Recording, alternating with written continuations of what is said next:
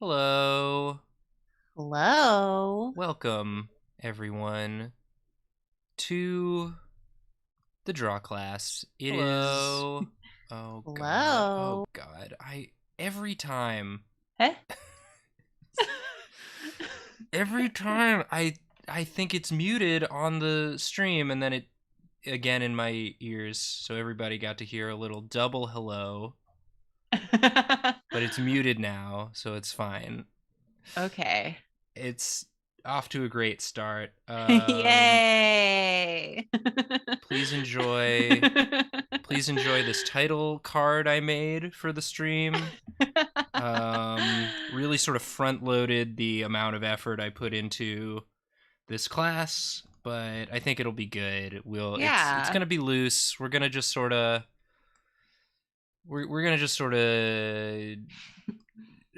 feel it out, which Yeah. is basically how I mimic art styles. Anyway, um, yeah, I just went into some PSDs and pulled Yeah. old Some of your drawings, greatest some hits. greatest hits. Um, gonna vamp for just a little bit while people trickle in. Yeah. Oh yeah, Yeah, motorcycles. someone went Zoom. Someone's zooming home so they can log on to get the class. Yeah, we hear you. This one's for you, buddy. How is everyone today? Doing. Thank you, Jamie, for Thank you, announcing in Jamie. Discord. Appreciate you. Yeah. Yeah, obligatory starting the stream off with some mod appreciation. Thank you. Ah. Thank you for being here. Thank you for doing what you do.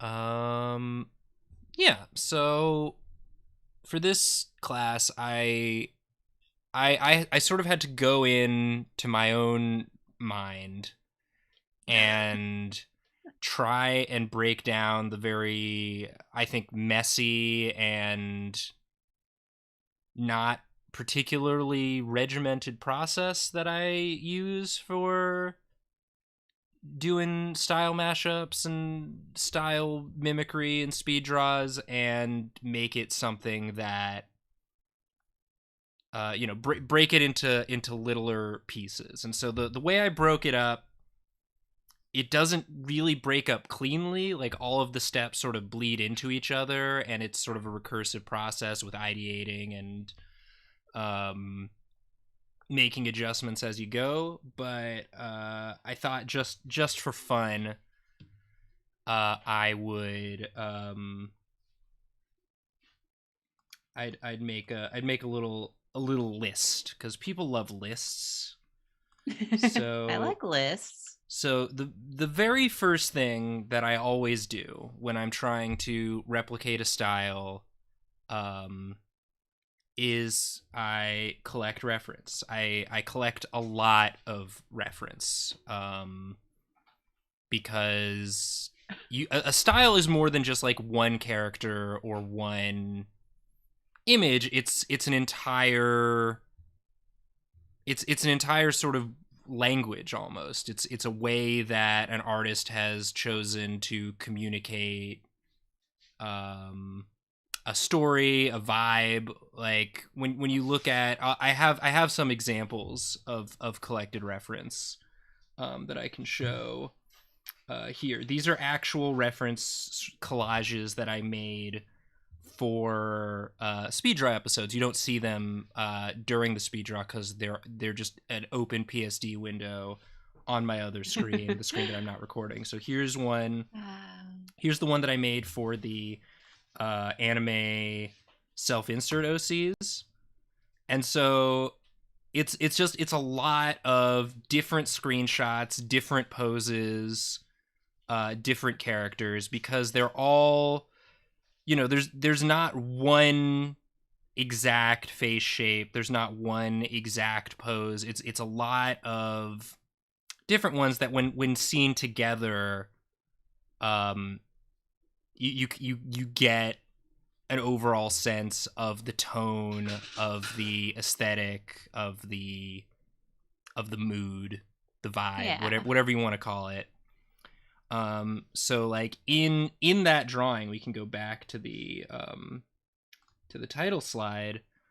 You can see there are different elements in here from the reference, like the face shape and sort of the eyes. I think are very similar to the Josuke, sort of this sort of pose, this sort of youthful expression. But then the way I did the beard, the bottom part of the face, I used Old Man Joseph as reference for that, because he's the only character with a beard in the entire show. And then for coloring, I used Kakuin. That's why I have this close up of this amazing pose, this really good facial expression. I use this sort of reddish color because I love, this isn't a natural hair color in real life, but it looks natural in the show. It's like how they communicate that he's a redhead.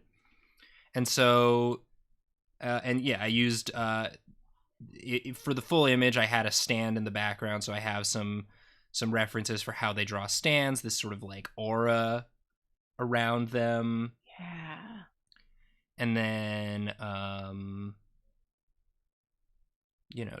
just posing and different color references.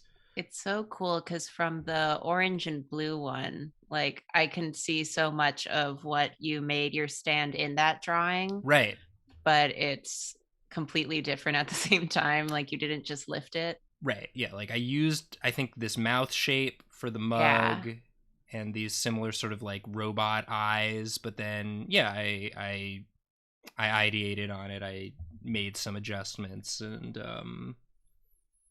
like that. Here are a couple others. This is my reference sheet for the more recent drawing One Piece characters. So I have, again, just like a bunch of different poses for the character I'm drawing, and then a bunch of references for the artist that I was imitating. And I really liked this one and this one because they're very similar in terms of the pose, and so that sort of lined up nicely. This is really cool because he literally drew a person with a sword in their mouth.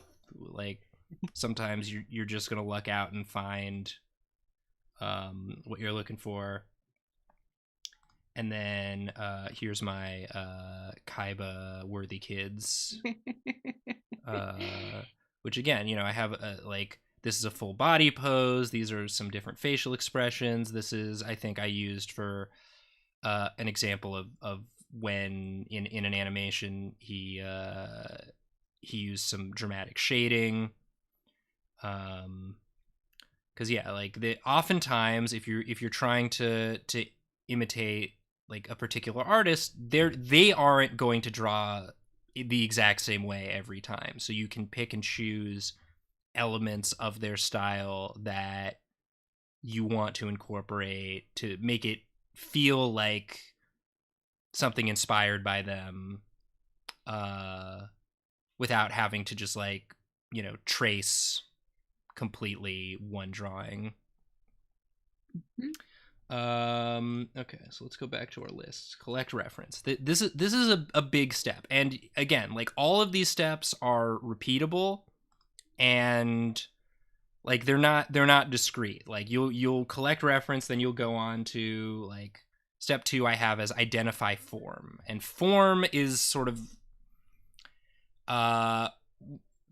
aspects of the drawing that I consider form, like body structure, posing. Like this is sort of the redlining process. Oftentimes after I've collected reference, I'll go in and just redline a few of the poses just to get a sense of the proportions, not going in and getting any details, but just like looking at sort of the big picture, the way they draw form, how big the head is compared to the body, how flexible the characters are. Like sometimes you could be looking at two artist styles that have similar proportions, but like if you look at the JoJo style, the characters are very flexible. They bend in ways that a similarly proportioned character from a different anime might not. There's a very like fashiony way that they pose and behave, and that's I consider that part of form. And again, these steps are ones that I've literally just like tried to come up with before this class. These are this is a very murky process in my brain, but I was trying to Yeah. separate it out. So there's form, and then there are details, and you want to familiarize yourself with the way the artist or studio or whatever you're referencing indicates details. What details do they find important? So again, we can go back, look at our references. There's a lot of detailing around the face. There's these little lines. This line here is marked off in a way that in other animes you may have this similar sort of pointy face shape, but it's not as indicated. And it's also it's not in this one. It's here. This was sort of a Stardust Crusaders aesthetic versus a Part 4 Diamond is Unbreakable aesthetic. They softened up the features, so Yeah. you can sort of pick and choose, and again details, and you again you look at like the way Worthy draws faces, and again you can see there are like certain lines in the face that he chooses to indicate, and I like that's part of the style. You could draw like a little stumpy looking guy like this, but give him much more rounded, clean features and no face lines, and it's gonna look like maybe it looks more like Steven Universe when you do it that way. Like Worthy has a very specific way of creating mood, which is these little sort of sketchy lines, and that and again this sort of leads right into extrapolating the execution, sort of the way that trying to reverse engineer the way that the artist actually made the piece. What, like, how thick are the lines? What colors do they use? What sort of tools can you use with whatever drawing or painting, whether you're using traditional art, whether you're using some sort of software, how can you try and replicate like the literal way they executed on their form and details and created this thing. So again, like the execution of all of these examples is different. Like I have way more detailing in these hard shadows here in my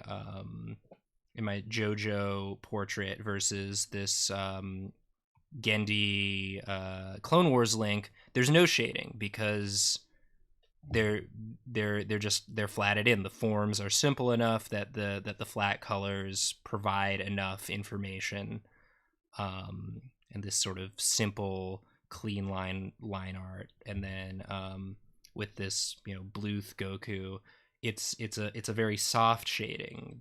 There isn't a hard edge on it because it's to sort of evoke that feeling of watching like an animated movie where that's the way that it's shaded.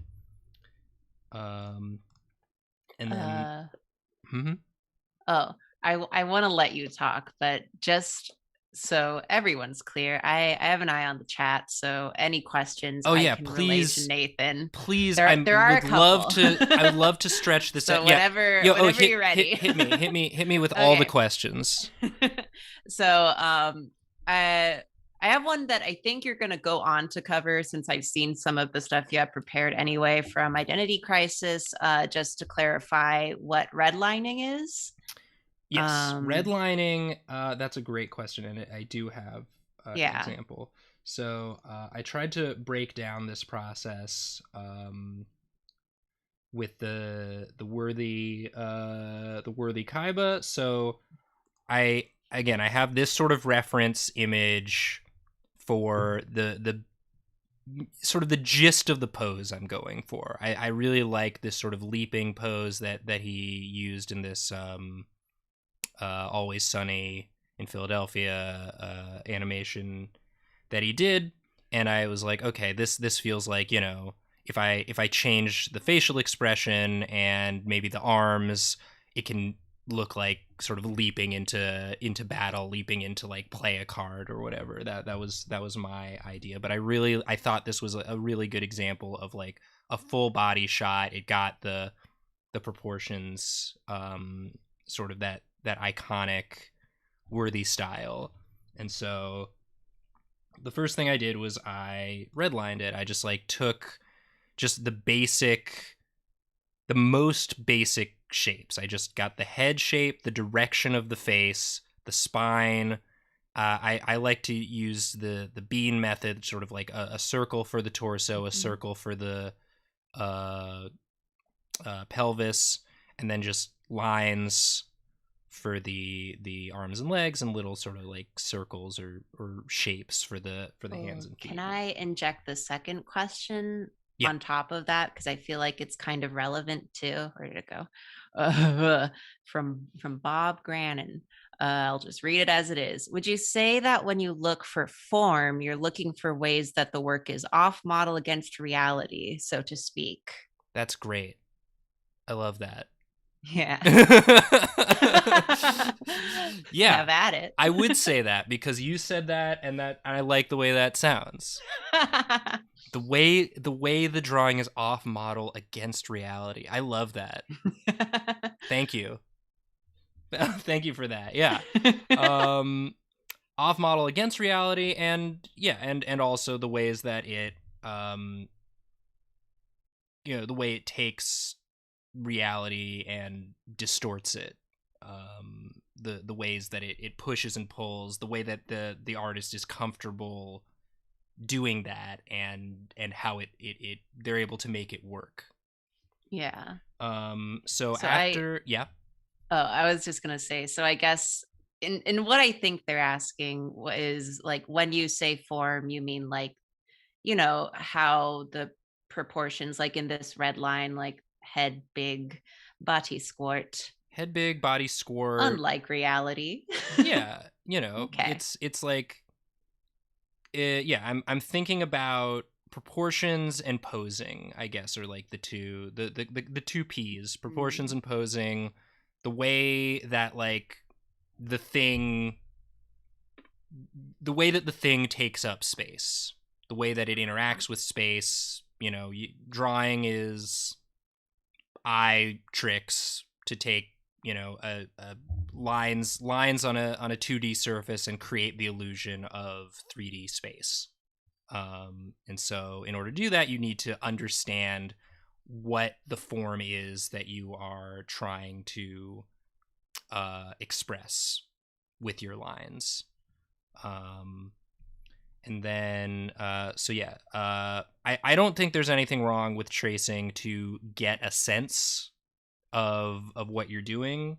This also ties back in with I highly recommend everyone watch the Jacob's How to Practice Drawclass, because he goes over this in a lot more detail there.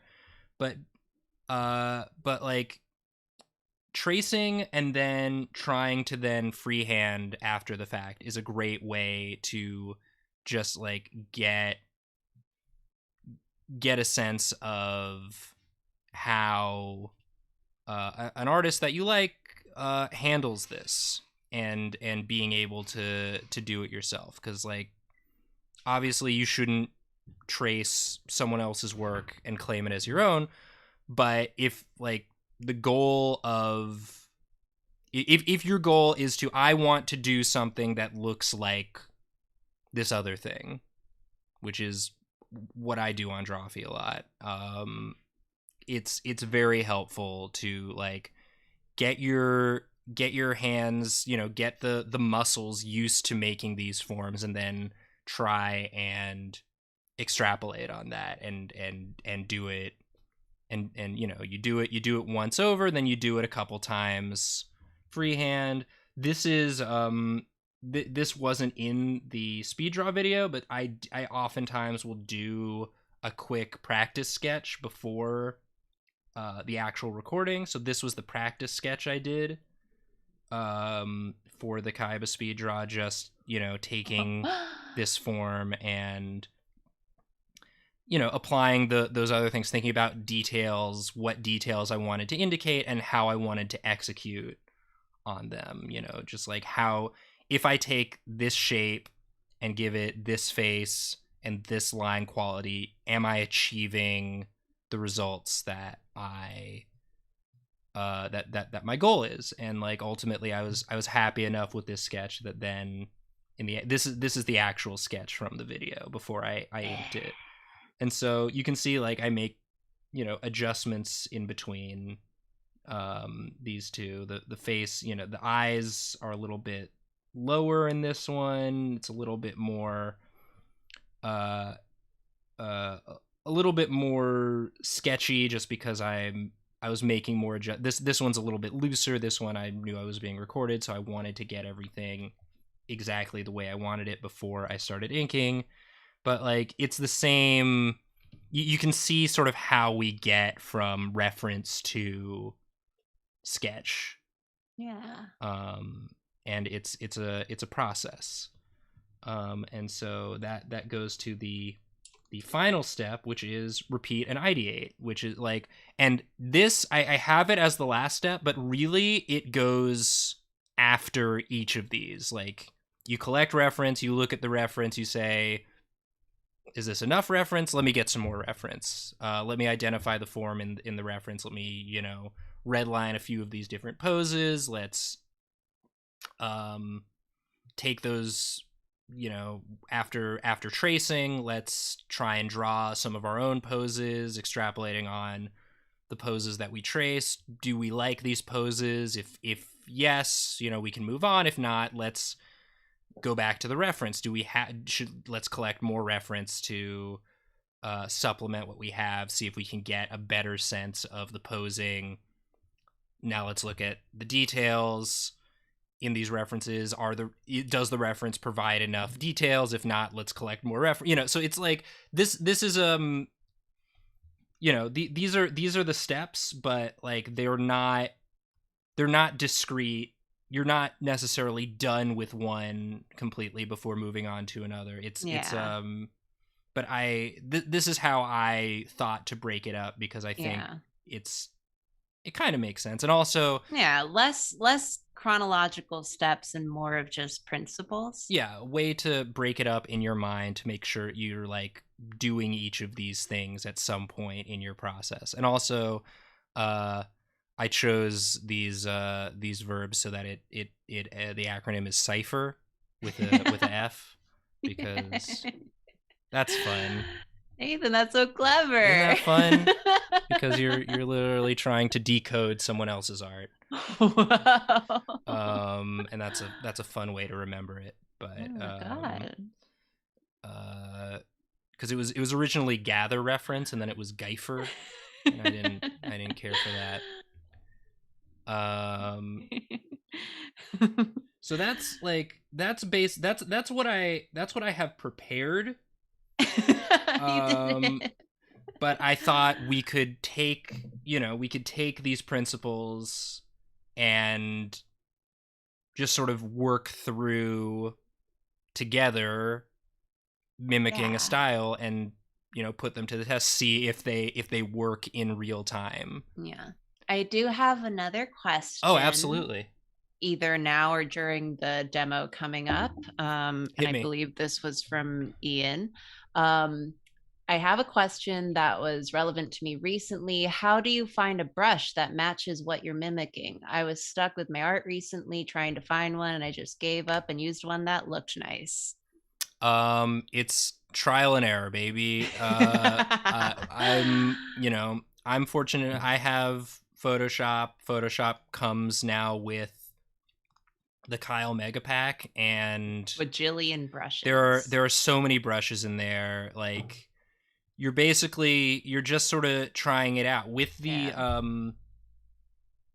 the Worthy Kids Kaiba. I just tried a bunch of different brushes and ended up settling on Amazing Comics Inker 2 because I thought it was close enough. Usually, close enough is what is the goal. Yeah. Close enough Yeah. is because again, like it's gonna be different. You're not gonna get it exact because you're a different person than the person who made the art you're mimicking. So it's going, no matter how close you get, there are going to be elements of your own style in there. Yeah. But you're going for close enough. And yeah, I think Yeah. trial and error, just like how much time you have, how close you want to get it, you can decide how much trial, how close is close enough is going to vary person to person, and how much time you want to spend getting there is going to vary person to person. I usually, you know, the nice thing about these speed draws is you're on a deadline, so it's like if it's not done by the time we've set to record, then I've screwed all my friends over. We Yay. so I have to. I'm like, okay, there's Yeah. this much time left in the day. I have to ink all of this. I need to agree with myself that the brush I've chosen is good enough and start inking.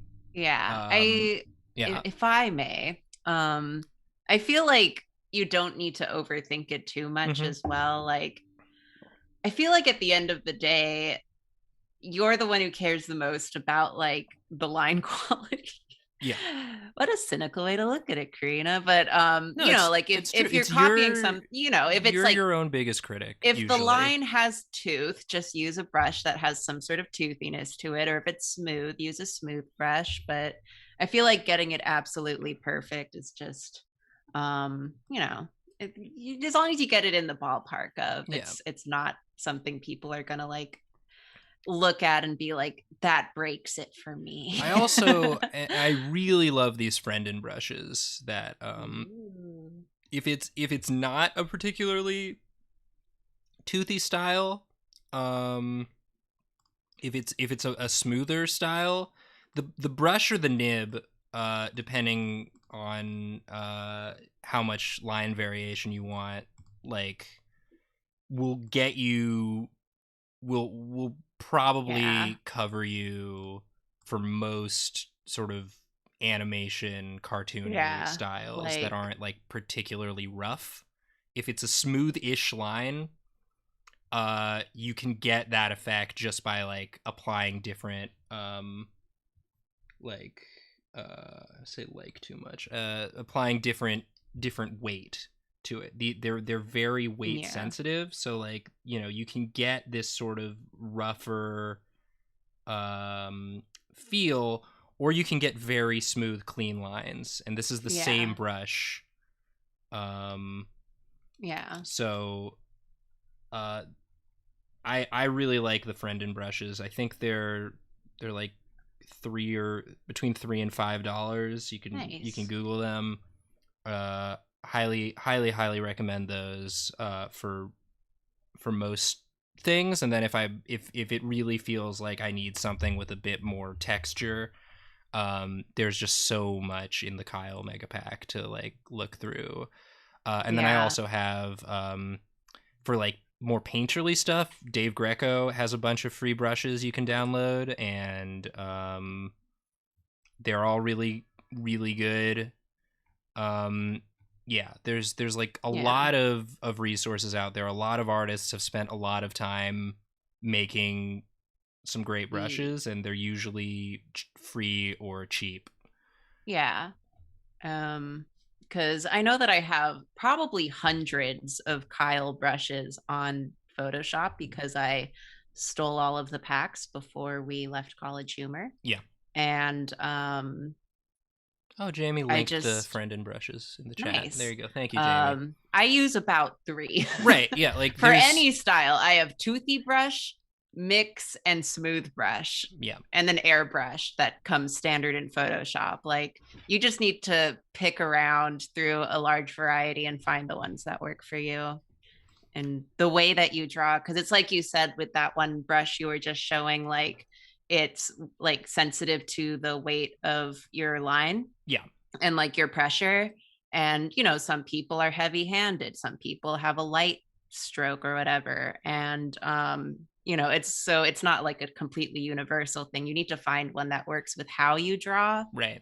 So, yeah.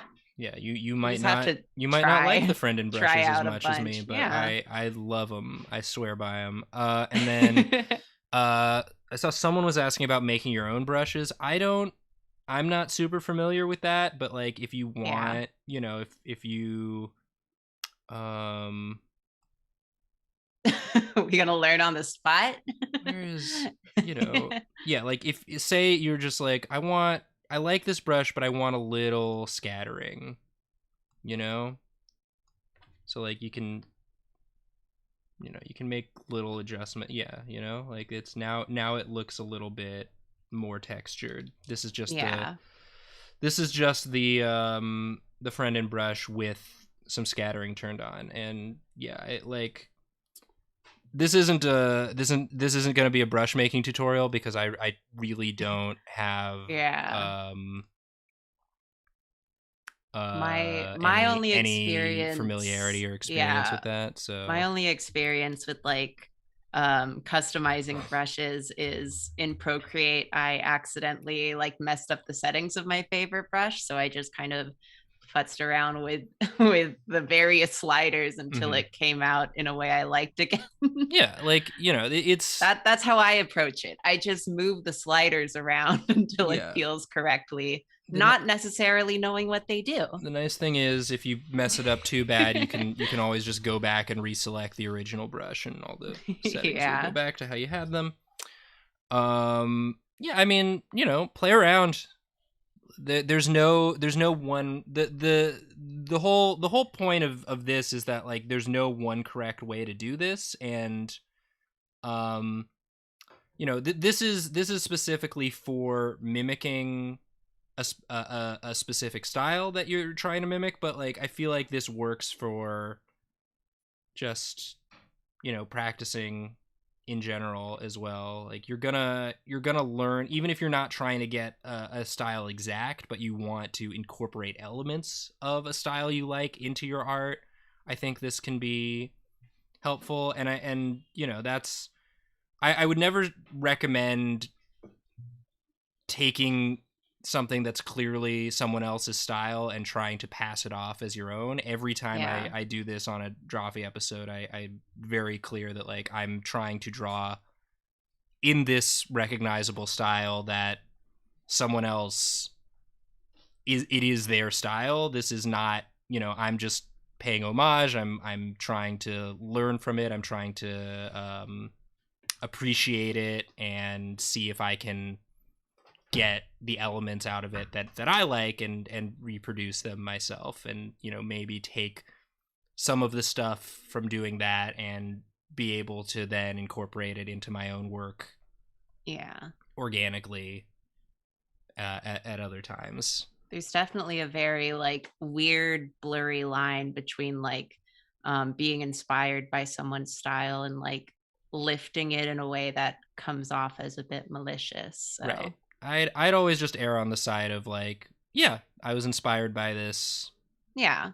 I you know, I love the way I love the way Worthy Kids draws faces. I probably started drawing more expressive faces after I did that challenge. I just love, you know, this, like this. I love this.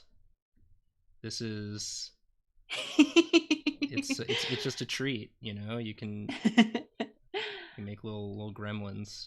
But you know, it took looking at a bunch of his videos and again, it's like it's a little different. He draws a little different than that. That's me doing my best impression. It's like doing an impression. You're not going to sound exactly like the person you're doing the impression of, but people will be like, "Oh, it's Christopher Walken. Cool." Anyway. So yeah, any other questions before we get into the sort of practical application? I think we're caught up on the questions. If we want to give people a second to see if there's more, since the chat runs on a slight delay. It do. You got a good Christopher Walken impression? Do I? Mm-hmm. I feel like everyone has an okay Christopher Walken impression. I don't. Karina, gotta draw the eyes. I had these eyes in my mind, and I gotta get them out on the paper. It's bad. It's pretty bad. You always think the impression's beher than it ends up being. I don't know. I feel like anytime I hear someone do a Christopher Walken impression, I'm like, that's him. You did it. I gotta have more cowbell. I got a fever. And the only prescription is more cowbell. I'm sorry. No one needed that. I needed it. Thank you, Nathan. I think we're good on questions. I don't see any new ones rolling in. I had a friend in college, in my college comedy group, who had a joke that was like, "You guys want to hear my Christopher Walken impression? I think he's a pretty good actor." That's my impression. Good. Yeah. Stupid anti-joke. Anyway. Let's do a style. Let's do a style mashup. Give me a character and a style. Okay, chat. And I'll see if this process that I've laid out does the thing that I say it does. Give it a second to catch up with the delay.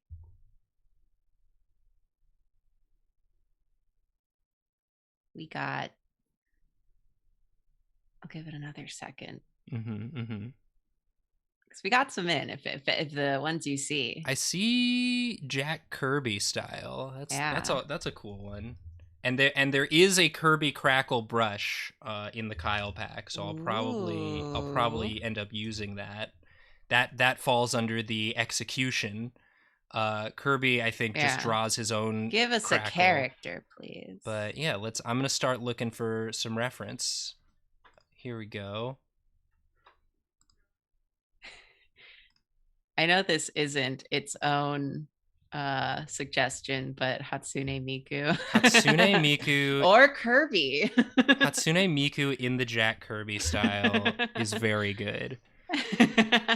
So again, like already we're getting information about like form, posing, the way that he does shading. It's just these black shapes and lines. There's no like tones. There's no gray tone shading. It's just these lines, like lines here, big black shapes, whatever the texture of the material is. Let's find some more. I guess if we're doing Miku, we're gonna want some female forms. Jack Kirby, God, classic, so good. I'm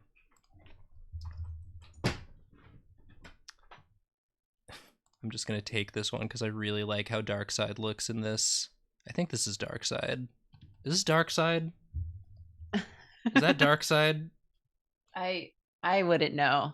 It I don't looks. know that man. It looks. I love this. I'm I a love fake this comics pose. fan. I love this face. Yeah. Jack Kirby. Ooh, maybe Fantastic Four. That'll have Invisible Jack Kirby, Invisible Girl. Let's look up. But she's invisible. Not all the time. I tried so hard to get into Marvel back in college, but it was just too complicated for me.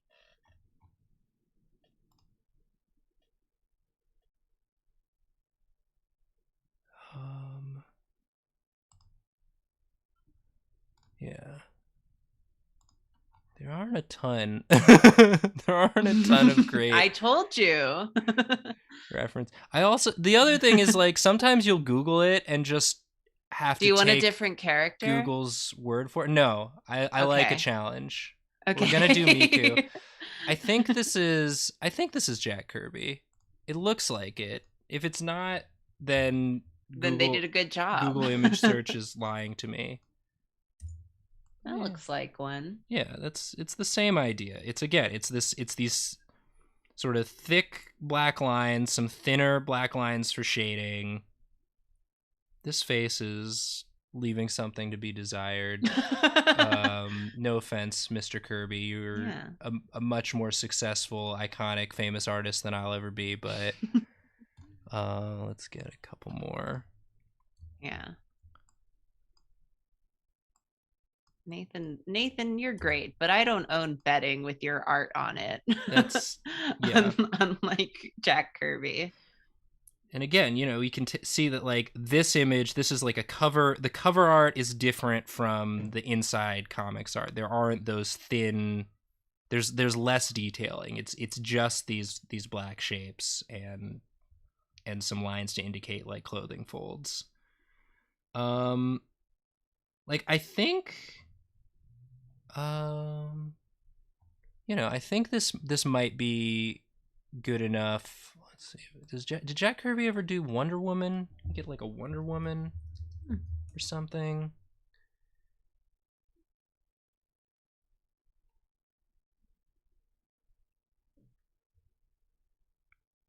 Is this? I don't know. If this were not a timed stream, I would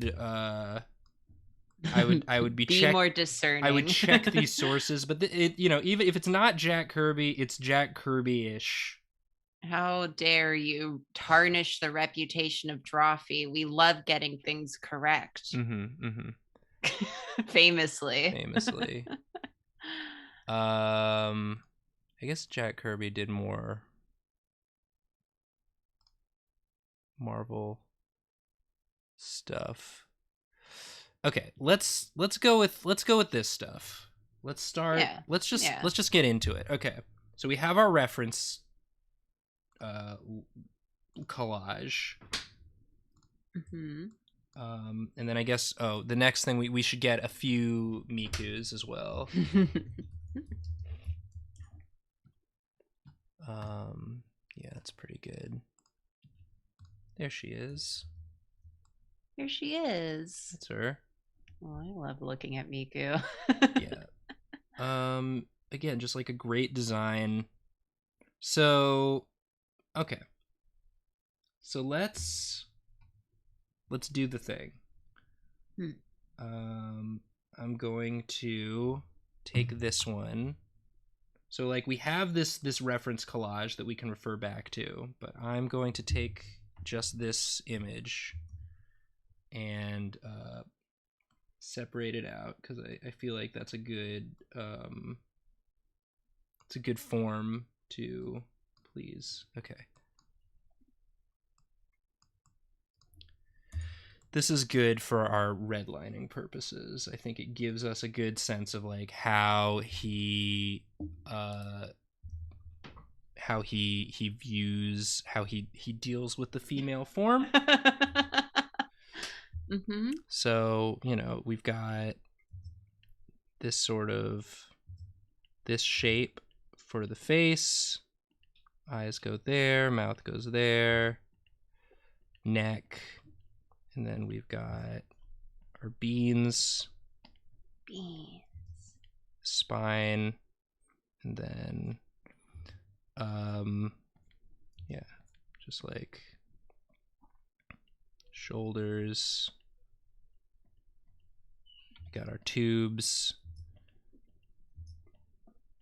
arm tube. Yeah, I'm doing tubes instead of lines because I think that's relevant for what we're doing here. And then, yeah, tube. Because it's a more realistic style. It's nice. It's nice to have them forms. And I'm just gonna sort of extrapolate the bottom part here. Looks like that. So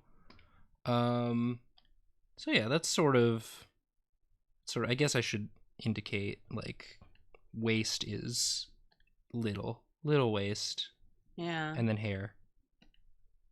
Boop. What era is this? Yeah. So now we can take that and try and replicate it. You know, sort of pretty square jaw for a lady actually, but I think that'll help discern it. And then, you know, we don't have to necessarily do the exact same pose, but like something similar. And again, I'm going a little faster than maybe I would otherwise, but I think you're doing great. You know, we still have 70 minutes. Yeah. Pretty Do wide. as you see fit. Pretty wide hips, and they go like bip, bip. Yeah.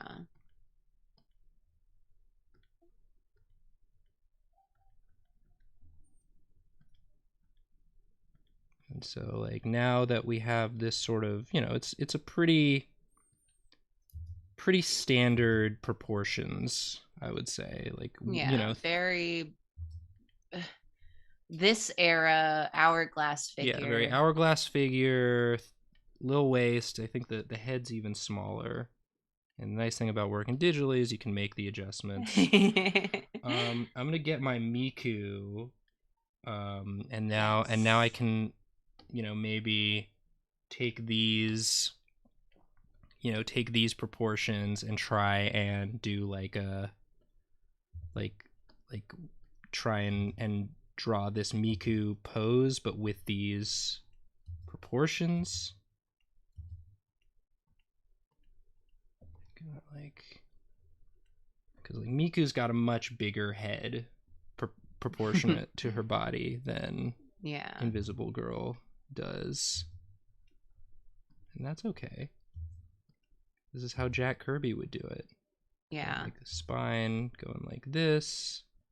Got circle, circle.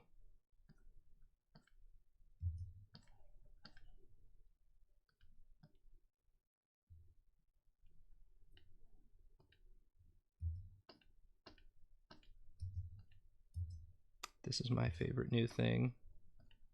Hatsune Miku? No, the fact that sometimes after I press undo, it'll just forget to go back to being a brush. Oh, I move. love anything. It'll just move the drawing. Yeah, my whole week has been relearning the distance between the keys since I got a new keyboard. Just always hitting the wrong one. Yeah. Is nothing easy. And then again, I made the head too big, so that. Oh. And so then we can, like, you know, maybe let's take a look back at our reference image. Let's get maybe let's see. I kind of like this face. So let's pull Oh, that. yeah. Let's pull that down. Let's see if we can't get like. Let's. Because like, you know, does he draw happy people? Not really. I don't know. Jack Kirby, everybody's angry and fighting. Let's see, I don't know. Jack Kirby, Kirby smiling. And again, this is the process. Is we're we collected a bunch of reference, and I'm like, we're going back to step one. Smiling character, Jack Kirby, smiling character. Here's a lady coming out of a cake. Doing just fine. Coming out of my cake, and I've been doing just fine. Oh, these are some great faces. See, like again, you look at that. Look at these. This is what you get when you search for Jack Kirby smiling character. No one is smiling. Which one is smiling? It's so good. It's so like again, so for this like it's gonna really come down to execution, right? Like it's gonna be these big blocky shadows. Yeah. This sort of line. I mean, you can kind of distill like it's pretty very how you say symbol-ish the way that he draws face. Like it has like those realistic proportions and shapes. It's just like I'm gonna do this this it's like blocked in, like the lips are all one black shape, as are like the eyes and stuff. So I'm gonna I feel like you can piece it together. Okay, redline this face. Let's just stay on my line layer. And so again, he gives like these really sort of square jaw, wide chins, even for ladies, which I think is kind of cool actually. Yeah. And then like it's very sort of simplified. The nose is just like bip, bip, bip. Eyes. And so like maybe we take this and now maybe we can extrapolate. Whoa. That's a new thing. Okay. We got this. Friends, we got this. Feel free to draw along at home as well. Like do it as much, do as many. Like the thing I want to impart is that this is a process. This isn't something that like you're not naturally just going to be able to pick up someone's style. If it's close to yours, it might be easier, but I want to like get some practice like drawing these eye shapes, because once I have an idea of like the shapes we're working with, then I can manipulate them to get the desired effect. So we've got maybe this person's not looking up, she's looking more down the way Miku does, so the nose is going to be, he just loves to draw nostrils. Yeah, it's like the nose is nostrils, these things. Also, I'd be probably zooming more if I'm impressed you haven't been. Miku. So we're gonna give these like sort of, she's got like sort of closed mouth, so we're gonna do these like black lip shape like this, like eyebrows, maybe like a little bit of cheek. He likes to indicate a little bit of cheek, it seems. Yeah. And then, but we'll give it this sort of, try and do Miku's hair, but like with Kirby hairstyling. So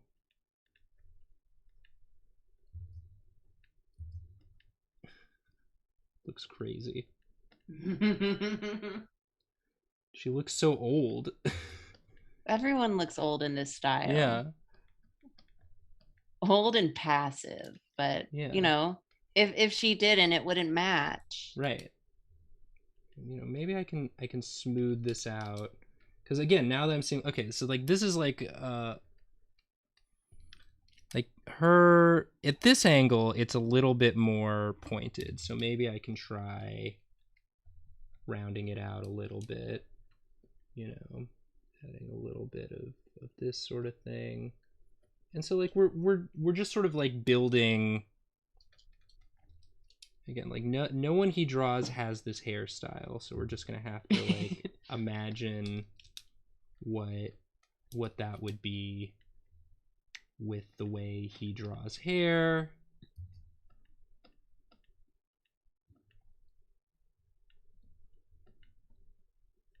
You know, it's gonna be these sort of like short line strokes to indicate hair. And then I can make her maybe a little happier. She looks so sad. Like, why are you doing this? Yeah. But again, like that's how she'd be like, who, me? Miku? Miku? But like again, like we're sort of getting the idea. Like this is, you can sort of get that it's Miku. You can sort of get that it's, you know, if it's not Jack Kirby, it's like sort of an old-timier. Yeah. That's why I keep style. saying this era, because this, like, I don't think that hard about Jack Kirby's art style on the day to day, but just looking closer at it, it reminds me so much of like just a lot of books I would find at like my grandma's house of just any kind. Yeah. Like instructional books and stuff. It's very distinct illustration style where it's this like semi-realistic but very graphic in its quality.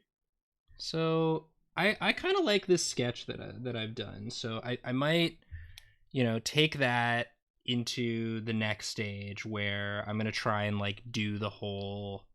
I'm gonna try and do the whole thing. But like I think I have sort of a sense of like how to indicate lady, in this style. I've got sort of like a sense of the proportions I'm going for, and now, you know, we'll try it. We'll take and again, normally I would have reference on a I have a dual monitor setup. I would normally have all the reference on one monitor. So we're gonna be a little cramped, it, but that's okay. We're just gonna shrink. We're gonna sort of make our little reference collage over here. We'll take fun. We'll take just this part of this one, because these are what we're using. We have all of our little sketches that we did. Let's move them all closer together as well, because sometimes I like to look at my old sketches as well to be like, okay, what did I learn? What did I get right? What do I want to improve upon in my my next step? Is this making sense? Do people have questions? I have a couple questions. I've been pulling them from the chat.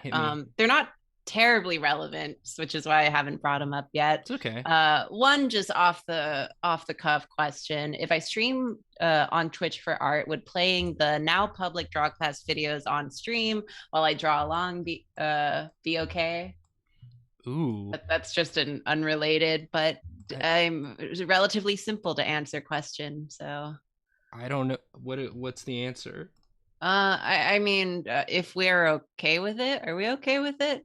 I don't know. Care. I think that's probably fine. It's fair use. Yeah, you're drawing. You're I mean, not they're the stealing our content, yeah, right?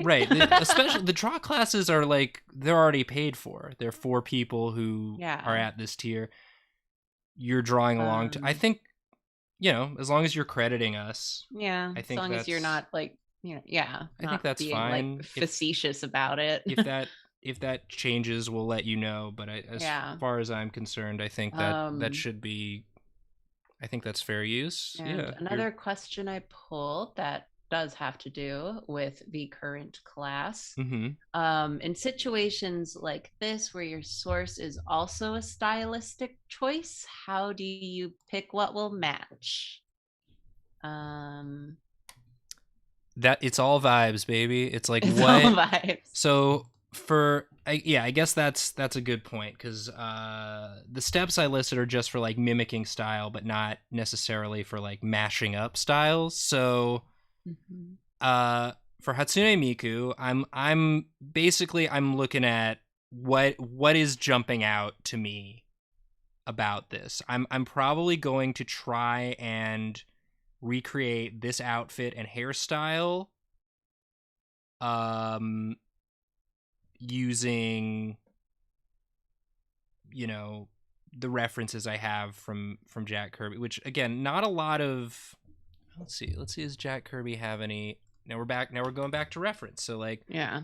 People uh, also mentioned he did Enchantress and maybe Scarlet Witch. And I just remembered that Wasp is one of the first Avengers, right? There's yes, more yeah. women people. Ooh, okay. There, she's smiling. Yeah.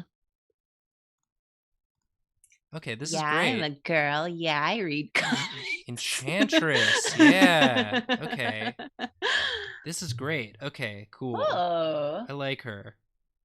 Thank you. Yeah, so again, you can see that like,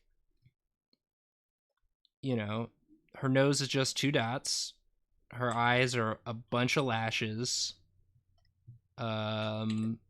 Yeah, like the variation in like chin size. So again, the more variation you can find in someone's work, the better because it gives you more to play with. Also, she's got nice long hair, so I can use this like these lines here probably in when I do the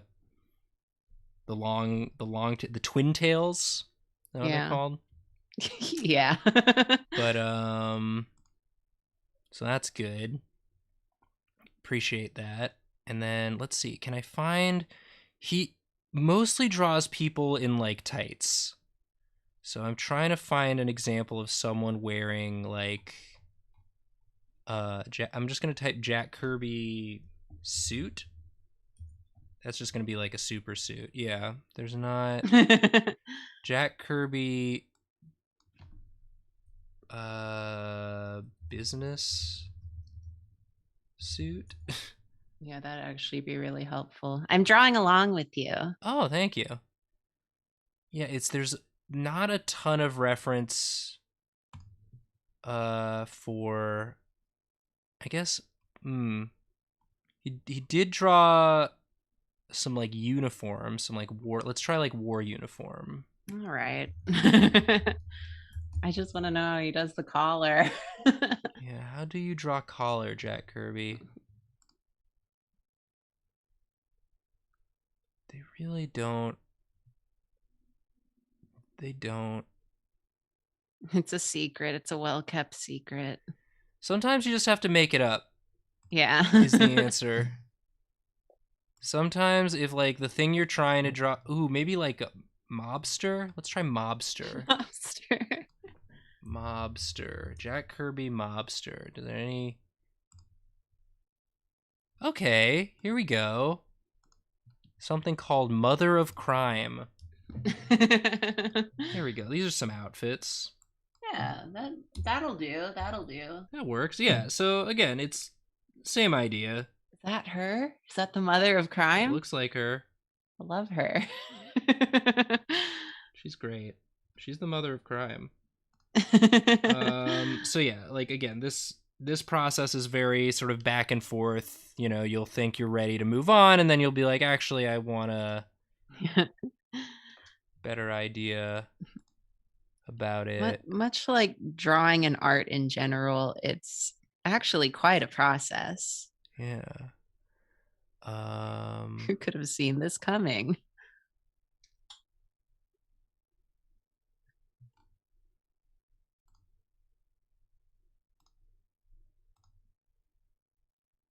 Ooh, this is fun. This is a fun image. Now I'm finding some Jack Kirby non-superhero stuff. Look at that. Ooh, oh, that's fun. So I like like that. here we have the basically, you know, the sleeveless. Yeah, we've got like a skirt. We've got so yeah, like this is all right. This is a fun pose. We'll take this.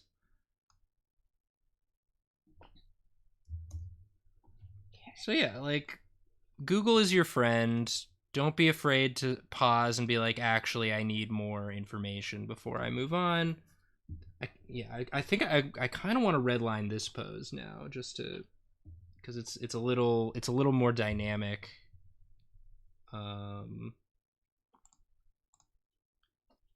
So yeah, let's get in there. Let's do that. I'm gonna zoom a little.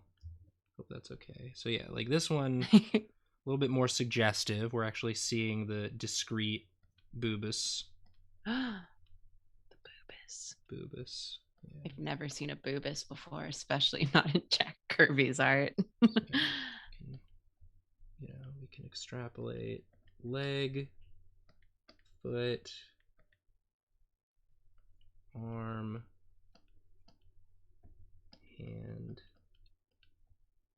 shoulder, tube.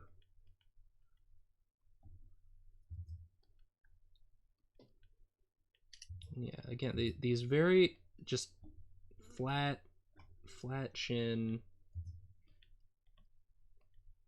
eyes, mouth.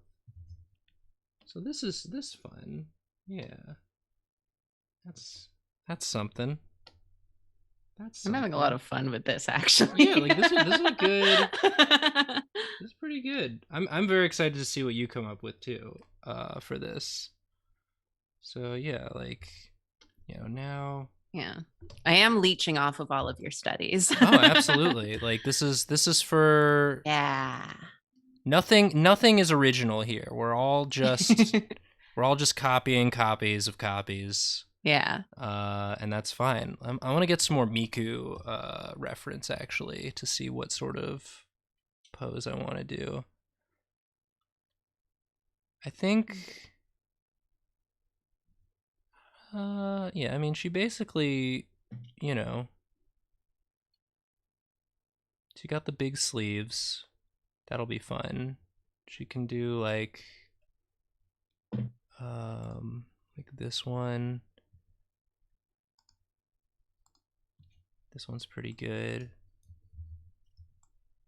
Whoop. Yeah, classic. That's a classic. And again, there she is. Yeah, so like this sort of koi peeking out. So let's see if I wanted to draw that pose.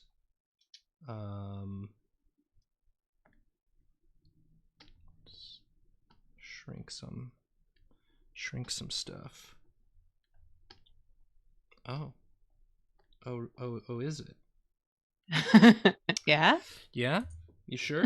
You sure about that? Okay. Goes over there, and yeah, it's a messy process, and that's okay. So we've got, you know, we'll put sort of look at this pose.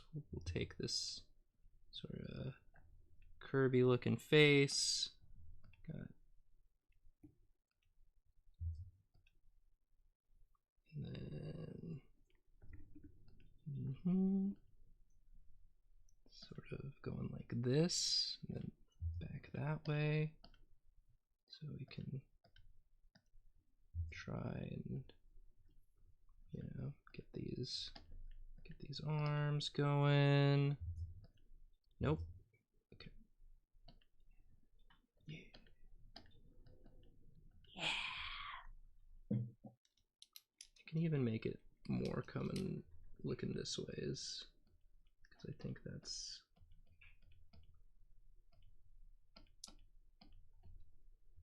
I'm gonna throw a question at you while you're doing this. Great.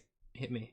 From Jamie, when you're looking for reference, is there ever such thing as too much? Is there a point where a lot of reference starts to bog you down, or is more better? I think I've never found a point where like it's too much. You know, it's basically like you just want to find enough. I always feel like I need to go back for more. I always feel like my initial reference gathering is usually insufficient, and then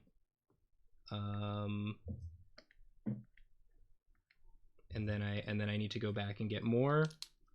So yeah, I've never reached a point where I'm like I have too much reference. Yeah. That like, you know, I can, because you can always just be like, oh, that stuff I got earlier, you know, hide. It's sort of like a process of like collecting and then refining. So like that initial collage I made, I'm not looking at that anymore. I took from that what I needed, and now I'm like, you know, you sort of you get a bunch, you refine that down, you find you need more, you add to it, you refine that down. It's sort of a constant like collecting and refining process. Yeah. I find. So like, you know, if something is on your screen that you're not referring to, you can always just, you know, hide that layer. Yeah. But I've never found it to be like an issue that like it's a detriment. It's just like, you know, you only have so much space on your screen. So in that sense, you don't need to keep everything up if it's no longer relevant to what you're trying to do. Yeah. I think you just reach the point where you're like, okay, I figured it out. I don't need to get more. Yeah. Yeah. So, so yeah, like let's make this the pose. You know, maybe I would do more iterating if this was for a speed draw or something, but I kind of like this pose. I think it's a nice sort of mix of, I'm not going to get the knees in because I don't think that reads as Kirby, but yeah, we can go with this sort of pose, and like I feel like we kind of got like a nice sort of halfway Miku Kirby pose here, and then it's just going to sort of come down to execution. So let's take this pose and let's make it bigger. And of course, we can always do little flippies. Make sure it actually is stable. So this leg's going way over there. Doesn't need to be going that far over there, it turns out. We can fix that. Another quick fire question. Yeah, hit me. To memory, what's the most challenging style you've ever tried to mimic, and what about it did you find challenging? This one. We did it live on stream. I'm trying to think what was a really challenging one. I thought the Hollow Knight style was pretty hard to do, because I really, it like those styles that seem simple but they have like a lot of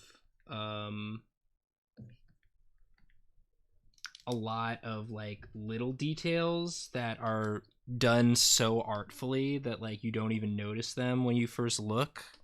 Yeah. I feel like, because I like to over detail things. I think it's a sign of like a really confident artist that when they can leave information out and it still looks correct. And so it means like their understanding of proportions and, you know, just sort of like the symbolism of forms is so strong that like they can just put 2 dots for a nose and it looks like a nose and not 2 dots on a face sort of thing. Or, like I really need to spell stuff out when I draw, I feel like, because I am not super confident that stuff's gonna read the way I want it to. And so I think that's it. It was a challenge. It was a challenge, but it ended up I ended up finding it really helpful. Yeah. To do. That makes sense. All right. This leg is, we're just gonna do it like this, I think. Let's go back, and again, let's go back and pull up this reference again. There's some nice ladies' feet in that one. How he does Love the ladies' feet. Got some nice thick thighs, or thick, whatever this part is. Not thighs. Calf?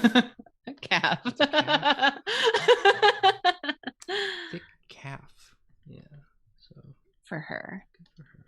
Yeah, like this. And then get these little fingies.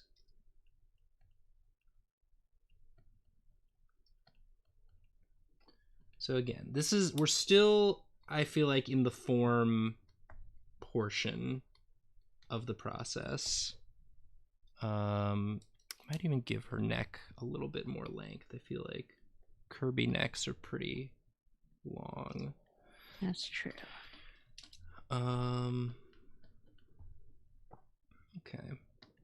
So this is, she's got the big heels.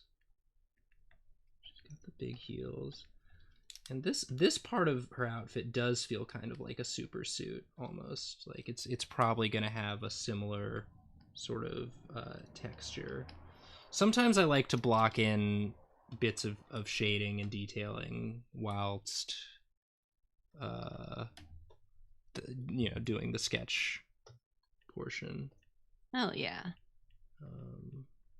So yeah, we've got this, the tie.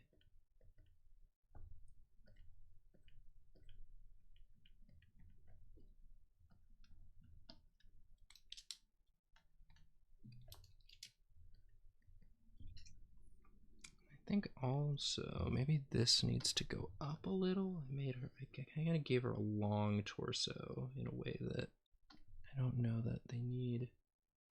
Yeah. This looks better. How far down do fingers go on leg?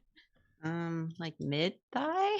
Okay, so that actually was more correct. Maybe I just need to sort of beef her up a little. Yeah. Sort of like go like wider.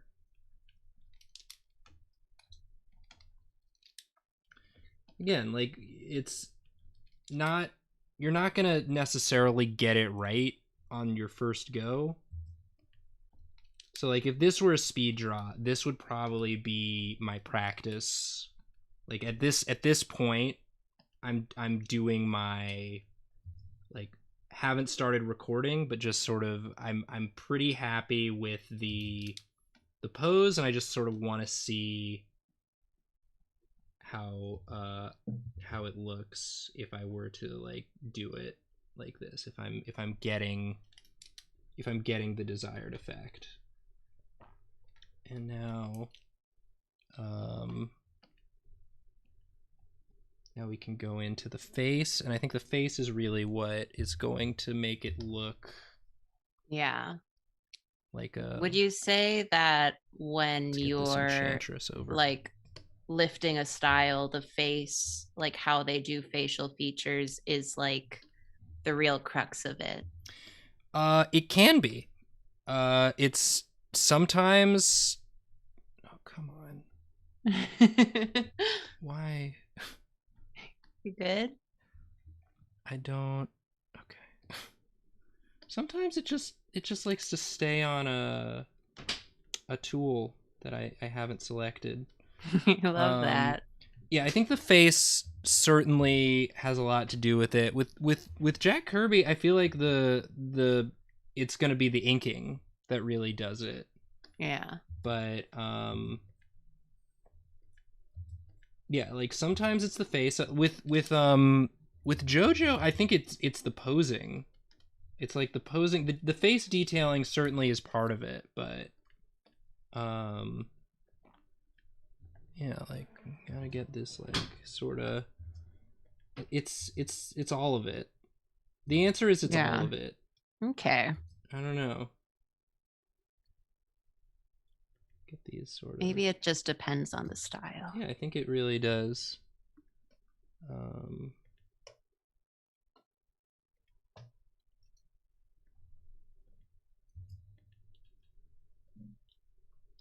I think we'll do the two dots method.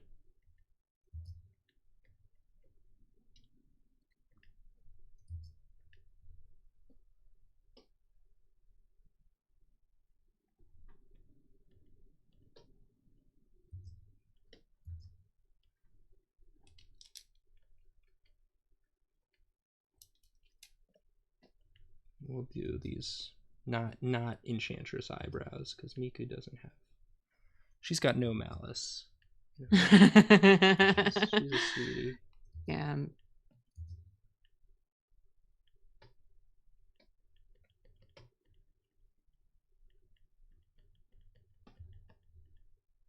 I think these eyes need to be a little lower, maybe. You can always be making adjustments as you go. And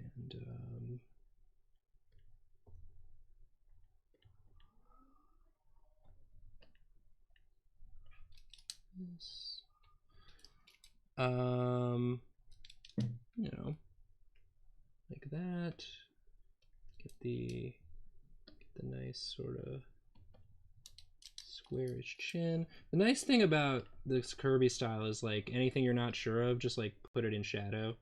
Yeah. Just like do some big thick chonko shadows. Love big chonko shadows. Miku has like this thing. Trying not to get wrapped up in my own drawing. Keep an eye on chat. Do you want another quick fire question? Hit me. Have you ever experienced a moment after a lot of mimicry of thinking, wait, how do I do things again? Always. I mean, I think how do I do things?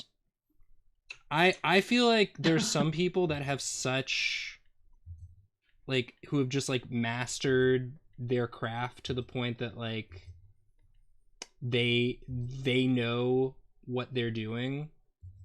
I feel like I'm reinventing the wheel every time I sit down to draw something. And that's you know, don't always don't recommend that. Like there's so many, you know, like people who do those sort of like blog comics who can just like they know exactly, they've got this very sort of loose style and can just like get a facial expression in, and like that this is I'm thinking of like Kate Beaton or someone who just like Yeah. it doesn't look like a lot of effort, but like they've clearly honed this style over years, and they know exactly like how to communicate the desired things with it. And I for me, finding my own style, understand like knowing what my style is a constant struggle. So I default to mimicking other styles.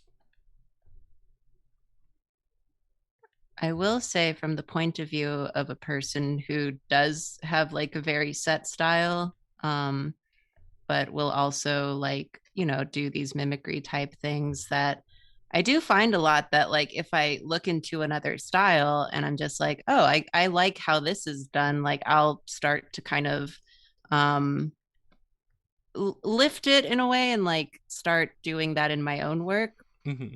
or like something that is like complementary to what I already do but lifts the principle or something like Yeah.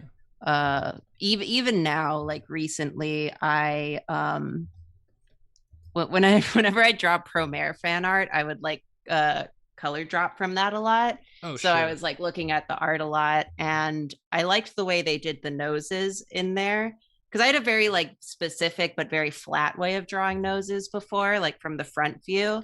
And I like how they like hint at the shape of it with the bridge, but instead of like really accentuating the tip of the nose, it was more blocked in with color rather than with lines. Oh, And I've I thought noticed that you looked you nice. doing that. Yeah, so I started doing that and I kind of like it. And it kind of frees me up from the way that I used to draw it. That was also like very stylized um, in a way that was kind of weird and even a bit constricting. So, that was just something where I was like, I like this.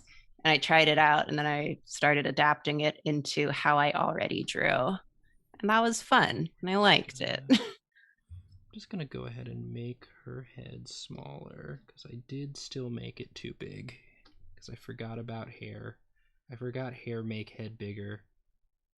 Yeah. But I feel like we're getting there with this. Like I feel like we've got sort of a Miku and sort of a Kirby. Yeah. Like I feel like this I can show is, you mine. I'm yeah, almost done. hell yeah. But like this is kind of it. This is kind of it. Like Yeah. um yeah, we can take this sort of dark shading even further, really define sort of the stuff like that. Um Sort of up to you how far you want to try and like push the thing also, which is nice. It's like, but like this is kind of it. It's like we've got the detail, and then the final stage would be inking and coloring, which like I'd maybe put this entire far leg in shadow because I think Yeah. that's something that you do. Maybe get some shadow here. Get like I like blocking in shadows in the sketch phase if what I'm going for is if it's gonna play like a big role in the inking. Like I did that. Yeah. I did that with my Zoro. Yeah. I tend to do that if I'm like having trouble with like the anatomy Mm-hmm. because it'll help you kind of discern the forms and then you can like work backwards and then just do clean line art and it'll be a bit more clearer. You can get some crackle just because. Let crackle to Get that mine. get that crackle. Get that Kirby crackle. Um, you know, this is an attempt. It's not perfect, but like you kind of get it. Like we took a lot of references. We drew the face, we drew the body a number of times, and then we tried putting it all together. Yeah, like her hair just doesn't make any sense in with these proportions with like an actual person's body. But yeah, like maybe I'd try an even more dynamic pose um than this one. The That was hair, maybe the fun. hair goes maybe the hair goes behind the arm actually. Like that. Nice. You know. Can I see yours? Yeah. Do you want to just Yeah, let me switch? let me do a. I've got a hold screen. We'll throw that up for a sec. Little olive. Let me say, so tell me when. Go for it. Okay. You disabled screen No, sharing. I didn't. What a Jacob. I'm Jacob now. Who can share? All participants. Here you go. Okay. Boop. Oh, you got some colors in there. Yeah. I didn't do the full body. This is awesome. Hold on. Thank you. I had a lot of fun. That was fun. Yeah. So again, yeah, you got the crackle in the background. We've got the Yeah, you I was did, leeching off of your studies, but yeah, I kind of still, just picked up while you were doing it. But that was fun. that's great. Yeah, it's the answer is Miku looks older if you draw her. Yeah. I think that's part of the style. It's because it's the way that it's the face shape a lot because he doesn't do the round faces. Yeah. Because it having a more like defined face, I think makes you look older. And the cheeks. Yeah. Adding a lot of like lines in the face ages the character a bit, but yeah. Great. Okay, I can stop. I really like that. That was fun. It's fun. It's fun to, cause like, you know, maybe now I'll think about the 2 dots for the nose the next time I want to draw it. You know, like there's there's always something you can learn from trying to see how other artists draw. You know, like there's always stuff that you can be improving on, and there's always interesting ways of abstracting or defining or like making the brain eye lies that is art, you know, that someone else who has spent more time than you doing their thing, you know, you can learn from it. You can get some technique. So I think it's a fun exercise. I think it's a great, especially like if it's just like an art style that you love. Like every time you see it, you're like, wow, I love the way that looks. Try doing it and see if you can get a sense of what it is that they're doing, and how you can do some of it when you draw without having to fully take their style. But I think you know, doing fan art, doing this sort of thing is a helpful exercise. Particularly, you know, you're not trying to trick anyone, you're not trying to pass it off as original, but it's like it's part of practicing the craft. People who have been doing the craft have techniques, and you can learn from them. Yeah. If there is one thing I'd lift from this style, it's the blocking in with the black shadows. Yeah. Good shit. It's great. You got 30 more minutes. Do you want to do one more, albeit maybe a simpler one? Yeah. Give me a simpler one. But yeah, like this is so. Yeah, just for reference, I have got like 11 layers open just for that one, not including the hidden. Yeah, we went from layer 7 through 21, and I copied one of them. So yeah, like it's a whole thing, but like I think it's worth it. I think the results are you end up by osmosis learning a lot. Yeah. I really wanted to jump in just because you did so much of the heavy lifting with the studies, and I was like, that is interesting. Right? It's fun. I think it's a good way to practice. Again, I highly recommend, if you haven't watched the Jacob practicing draw class, to give that a watch, because it's this but more general, but it includes a style, the redlining and then trying to draw it yourself is, I think, just like a good way to practice art styles and see the way, I had an art teacher who referred to drawing, you would solve a drawing. Like every drawing is sort of a puzzle you're trying to solve. Yeah. How do I convey what I'm trying to convey? How do I solve this? And looking at the way different artists solve the problem of conveying what they're trying to convey, I think is really good and valuable. Yeah. Jamie has a suggestion if you'd like to hear.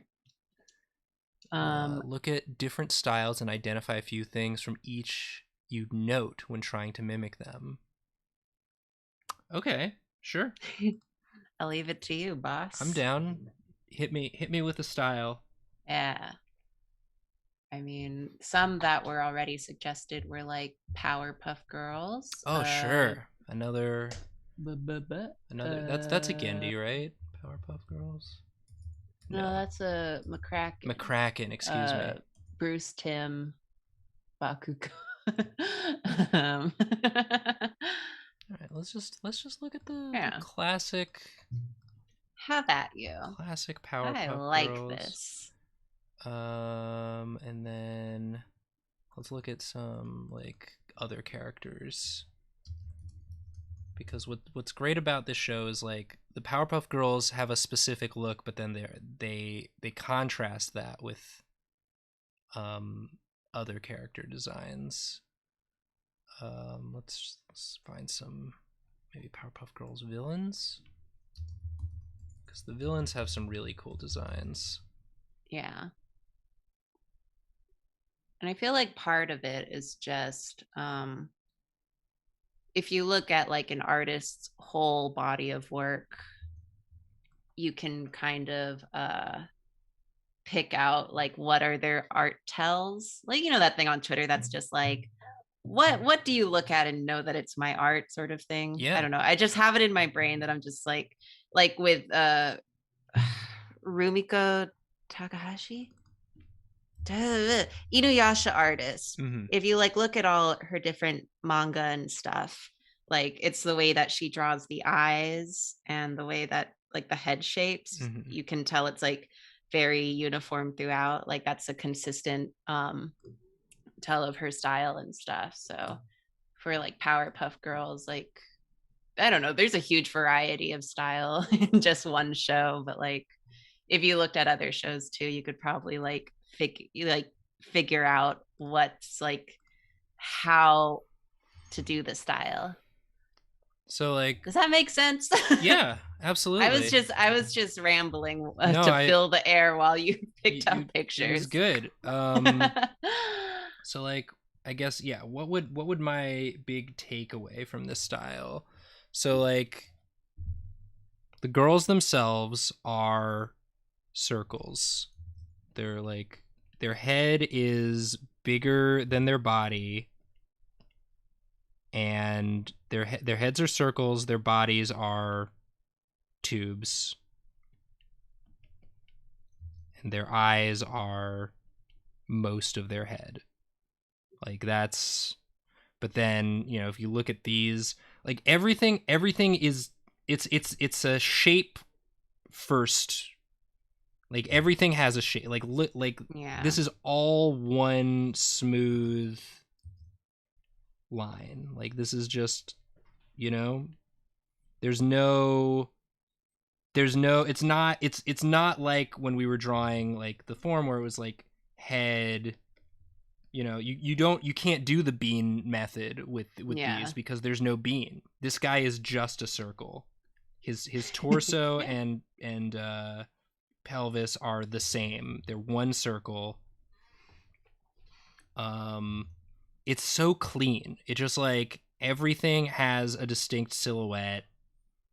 Yeah. Everything's shape tells you about the character, which is great. like no one has bigger eyes than the Powerpuff Girls. They're like bright-eyed and innocent and good. And so they've got these big eyes. And then everyone else, there's no like one model sheet. There's nothing has like a consistent skeleton. But like again, it's just like shape.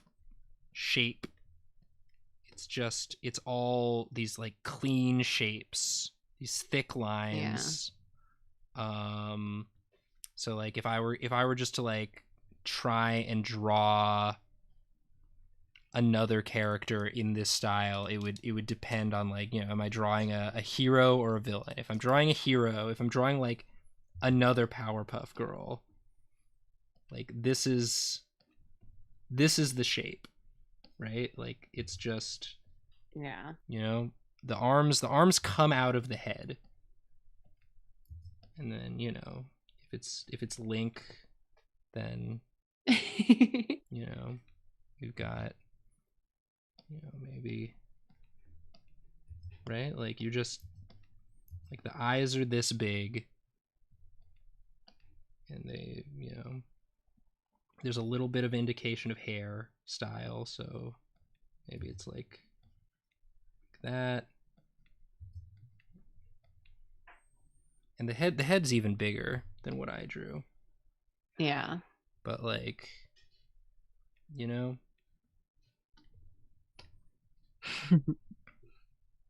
Yeah, because even looking at like, I think his other show is Wander Over Yonder, and that one, all the characters are just so shapy. Yeah. And everything's like really round. Like, yeah. Even the pointy characters are so like they have so many curves to them and stuff. Everything has curves. There's hardly any just like straight edges. Like any point, like it's a point onto curved lines. Whereas if you were to look at I think like a great contrast example would be something like Invader Zim. That's what I was thinking. Because again, you have these very squat sort of forms, but almost everything is jagged. There's like a jagged edge to like, even with the exception, and like the exceptions really stand out, like the very round eyes on Gur soften Gur up as a character, as opposed to Zim, who often has like, in this, if something's bulging, it can be round, but mostly everything is a straight. Yeah. It's a straight like the line. Silhouettes are really it's like jagged. Boxy. But like, again, the proportions, like big head, little body, very similar, completely different energy, just from like whether things are rounded or curved versus like, oop, I drew right on the layer. You're gonna do that. You're gonna do that sometime. That's why you should always leave your Google tabs open so you can you can pull again. Because if you don't have enough history states, you're just gonna. But yeah, like even like, I'm gonna draw on it. I'm just gonna keep drawing on it since I already did. But like even like this isn't rounded. There's like a line there. So like there and again, there's slight curves happening, but everything has an edge. Everything has a defined edge. Whereas this is all rounded. This is like curve, then it comes to a point, and then it goes right back into a curve. It's like, stuff to pay I'm sure there's an actual art term for this. Again, like there are actual courses you can take and like books you can read about like the psychology of what different shapes and types of lines mean, but you get the vibe. That's not what we're teaching. We're talking about vibes here. Yeah. Copying a style is oftentimes just like understanding the vibe of what you're trying to draw. Like there's a very specific vibe to both of these shows, even though like at face value it's like, oh yeah, they're cartoon shows where big-headed little characters. Big-headed little characters, but they feel very different from one another. Yeah. Like if you were trying to do like a Craig McCracken Powerpuff Girls-esque style, you're not going to have a character whose silhouette is like a square. Right. Unless that's their like whole character. Yeah. It's like, I am square. I like can't think of one. Yeah. I'm scrolling through Google images of Powerpuff Girls characters and they're also round. You don't think about these things. Some more zoom. I guess Professor Utonium. He's the closest one. Yeah, he's got a square. His head is just a square. Yeah. It's interesting. But is anyone else? What does it mean? What does it mean? He's a square. He's a man of science. Everything else is fantastical, and he's what a loser. He's the only grounded character or something. I don't know. A smarter person than me might be able to tell you what it means. Yeah. Yeah, he's kind of the only one. Interesting. What else is what else?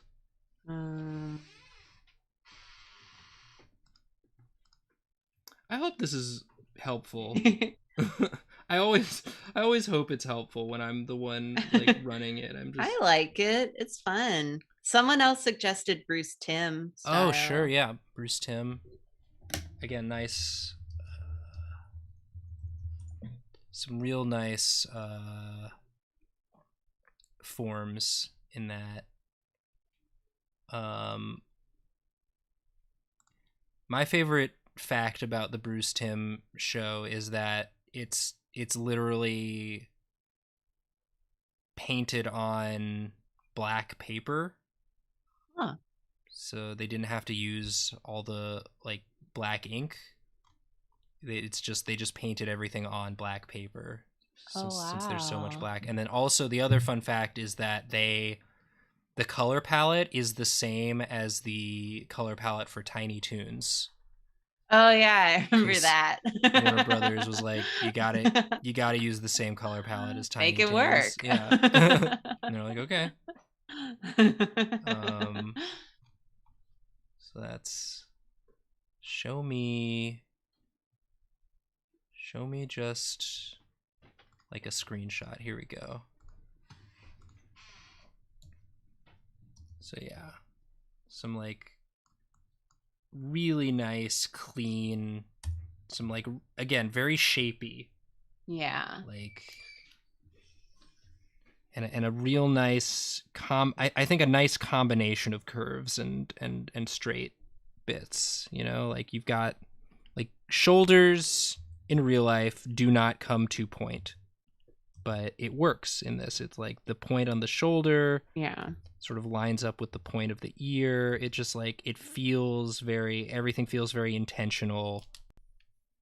Like talk about a vibe for a show. And then the proportions, we also have these like great proportions where like all the dudes in this show have the widest chest and shoulders, and then they just have no hourglass. It just like bop, straight down, and then like little legs. Love that for them. Little legs, and then all the ladies are triangle and then hips. And it's great. I love it. Yeah. But yeah, like this, you know, this shape, whoop, big old forearms. Everything is just sort of meant to have a superhero suit on. So like you got this shape, and you can this can be Poison Ivy if you give her like Poison Ivy hair. This can be Harley Quinn. Like this is the female body shape for for this show, and like the male body shape is like square, square, bop, The bop. two genders, Yeah. triangle and square. Triangle and square. And then, you know, I would say that the color palette, like the very, like the fact that like the blacks are black on Batman, you know, like his whole, like, sometimes when I'm drawing like a dark, like something that's supposed to be black in a drawing, I'll have like the line art is black, and so I'll make the thing inside not like a gray tone, or like a dark blue or something, but it's just like it's just a full solid black shape with like a little bit of this like sort of lighter color to indicate it. But yeah, it's like the tone, I think the coloring of the show and the body shapes really define it, and just like these very simple faces. Like this is just triangle, line. That's Batman. Like if I just did, That's Batman. like if I just did this, you know who that is. There he is. There he is. He came to life before me. Yeah. Whereas if I was gonna draw like the way Julia draws Batman, it's like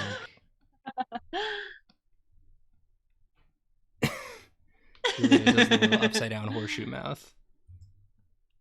I love Julia's horseshoe mouth.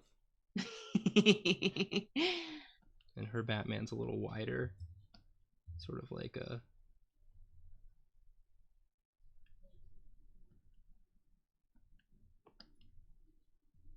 And she draws the eyes. That's the thing that I feel like every live action Batman hasn't quite nailed, is like, to me, Batman is, when he puts on the suit, his eyes disappear and it's just these white triangles. And I haven't seen that done effectively in a live action Batman. I feel like it makes it look less ridiculous. Like, I don't know, something about like seeing Christian Bale's eyes like peeking out of this like cowl that has like angry eyebrows like built into it with like real person eyes peeking out. Like, I don't know. I think they need to just like CGI on some some little like reality is wrong. Yeah, I think reality is wrong. I don't know. I'm just saying whatever, because we've reached the end. I'm just stretching of the for course. time. Is that like? Yeah. But yeah, I think, you know, you can tell. Trust yourself. Trust yourself to, like, the first thing you see is usually what the artist wanted you to see. So, that's intentional. And so, like, you can trust the intention of the artist and, like, be like, okay, that was part of the design process. That's part of the style.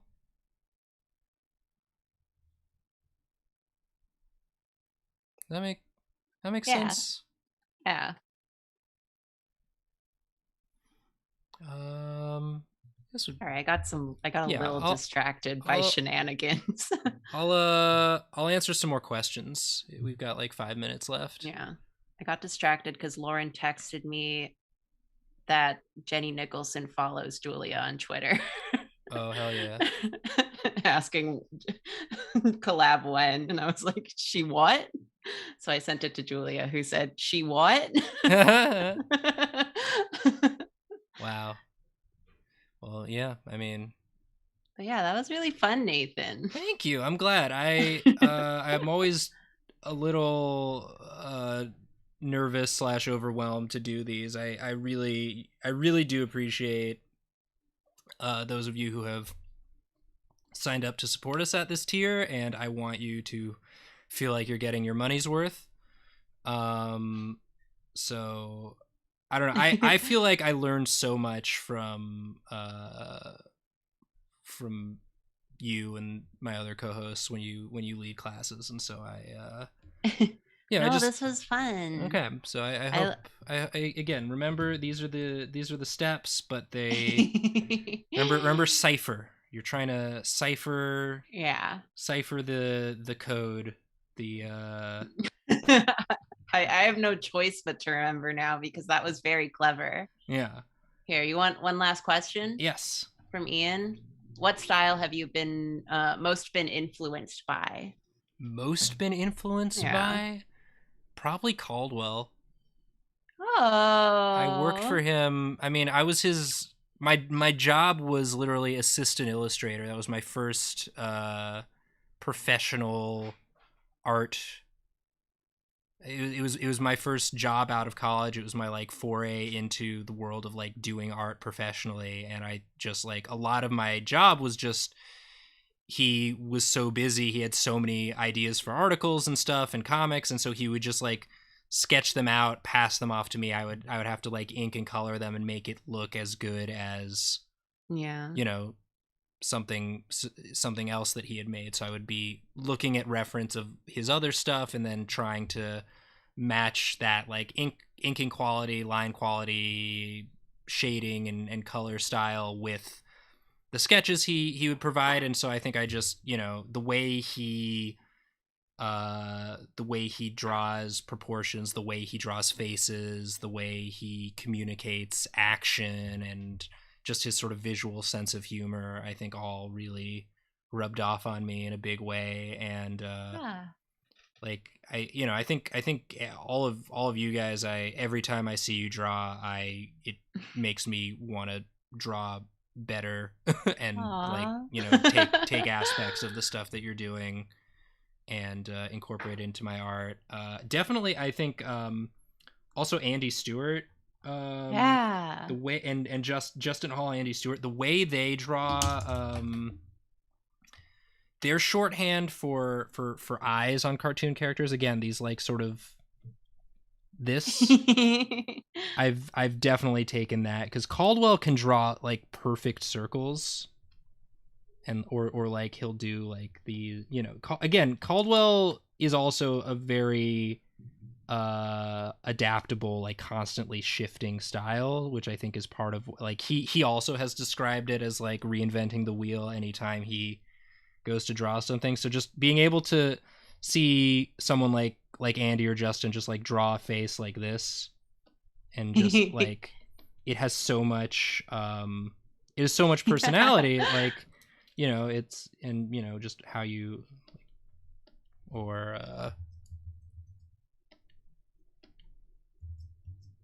right, like you can get Yeah. a lot. You don't need to overthink it, and that's helped me a lot. Also, I love Jacob's little Newsday bean versions of us, just like Yeah. this. I love this face, or the sorry, but yeah, putting the mouth in between the eyes. I love that. Yeah, Perfection. I feel like it all.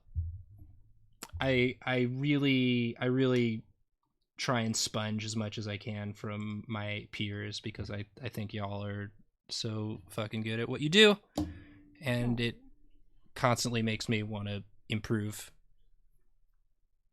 Well, I think you're great at what you do, and this was Thank a you. really fun lesson. I'm glad. I hope you got something from it. I hope that you all try, pick a style that you love, that you feel intimidated to try, and see how far you get. Maybe you don't get all the way to the like execution phase. Maybe you're just practicing, just do a bunch of sketches and see how they do form. Or maybe you draw something in your style, but you want to see if you can do the color shading style of another artist you like, and just see if you can do that. We didn't do that on this one, but like that would be a fun thing. Just like a real simple, you know, bean character, but like give it that cool like Studio Trigger treatment with the colored lines and like some real dramatic shading, and see how that feels. I don't know. Have fun with it. Cite your sources. Don't steal. Don't claim something as your own. Be but nice like, about it. But like, you know, let yourself try new be things. influenced by artists that you think are cool, and you know, see how your art improves by trying to do it. I think it's a good way to practice, and you end up with some cool looking stuff as well. Thanks again for watching. Thanks for supporting us on Patreon. If you're watching live, if you're watching the VOD, thanks for tuning in. Consider supporting us on Patreon. If you don't, we'd sure appreciate it. But regardless, we do appreciate you watching, and hope you learned something. Yeah. That was great, Nathan. Hey, thank you, everyone. We're sorry. Sorry.